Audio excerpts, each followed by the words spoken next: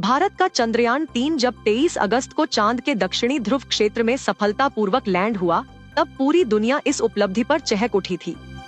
NASA से लेकर यूरोपीय अंतरिक्ष एजेंसी ने भारत और इसरो को इस सफलता की बधाई दी थी। इसी के साथ ही भारत चंद्रमा के दक्षिणी ध्रुव पर सॉफ्ट लैंडिंग करने वाला पहला देश बन गया। लेकिन चीन को भारत की यह सफलता हजम नहीं हो रही है। चीन के मून मिशन प्रोग्राम के मुख्य वैज्ञानिक ओयांग जियुआन का कहना है कि चंद्रयान 3 को चंद्रमा के दक्षिणी ध्रुव के नजदीक लैंड कराने का भारत का दावा झूठा है।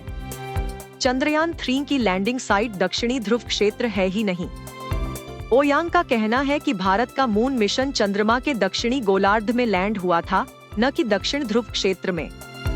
चाइनीज एकेडमी ऑफ साइंसेज के सदस्य ओयांग ने कहा कि चंद्रयान 3 की लैंडिंग साइट चंद्रमा के दक्षिणी ध्रुव पर नहीं थी, न ही ये चंद्रमा के दक्षिणी ध्रुव क्षेत्र में उतरा और न ही आर्कटिक ध्रुवीय क्षेत्र के पास।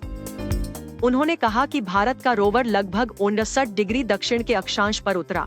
ये चंद्रमा के दक्षिणी गोलार्ध में उतरा था, जो कि 88.5 और 90 डिग्री के अक्षांशों के बीच है। पृथ्वी जिस धुरी पर सूर्य के चारों तरफ चक्कर लगा रही है, वो 23.5 डिग्री झुकी हुई है, इसलिए दक्षिणी ध्रुव को 66.5 और 90 डिग्री दक्षिण के बीच माना जाता है। लेकिन ओयांग ने तर्क दिया कि चूंकि चंद्रमा का झुकाव केवल 1.5 डिग्री है, इसलिए उसका ध्रुवीय क्षेत्र बहुत छोटा है। ईएसए का कहना है कि चंद्रयान 3 ने जहां लैंड किया, वो दक्षिणी ध्रुव नहीं था। चंद्रमा का दक्षिणी ध्रुव शेकल्टन क्रेटर के किनारे पर है, जिसके कारण चांद के दक्षिणी ध्रुव पर सॉफ्ट लैंडिंग करना अविश्वसनीय रूप से बेहद मुश्किल है।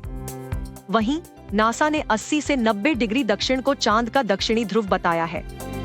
नासा की परिभाषा के हिसाब से चंद्रयान 3 ध्रुवीय क्षेत्र के बाहर, लेकिन पिछले मून मिशनों की तुलना में अधिक अक्षांश पर उतरा। नासा प्रमुख बिल नेल्सन ने चंद्रयान 3 की सफल लैंडिंग पर एक ट्वीट में कहा था कि इसरो को चंद्रमा के दक्षिणी ध्रुव पर चंद्रयान की सफल लैंडिंग के लिए बधाई।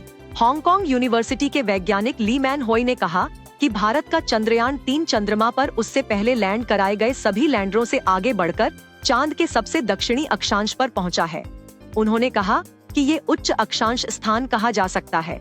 यूनिवर्सिटी की प्रयोगशाला के निदेशक क्वेंटिन पार्कर का कहना है कि भारत का चंद्रयान कहां उतरा, उसके लिए कोई स्पष्ट शब्द नहीं है, लेकिन हम ये जरूर कह सकते हैं कि भारत का अंतरिक्ष यान चंद्रमा के दक्षिणी ध्रुव पर नहीं उतरा था।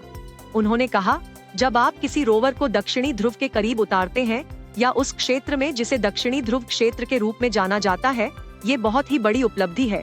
लेकिन भारत ने जो किया, उसे भी कम नहीं आंका जा सकता।